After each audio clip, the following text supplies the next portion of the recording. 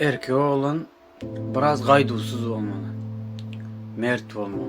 Azcıgan bolsa da.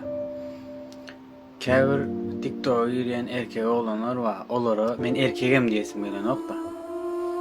Kızın hareketlerimi ya bir ayalı özün mengzetjek olup rol oynayalar. Hakikatte oňal däldirler. Şahsiyetleri gowa adamdır. Ýöne ýaş nesile ýalňyş görelde bolýarlar. Erkek adam TikTok olsun istendik platformada bolup biler. Ýöne özüniň erkekligini, mertligini ortaga goýup geplemek. Cesur bolmaly, gaýdusuz bolmaly.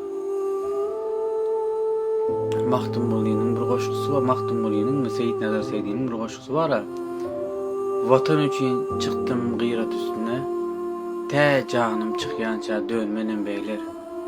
Dikdir serim düşmen düşman astyna, sildek aksagandan kanmanan beýler diye.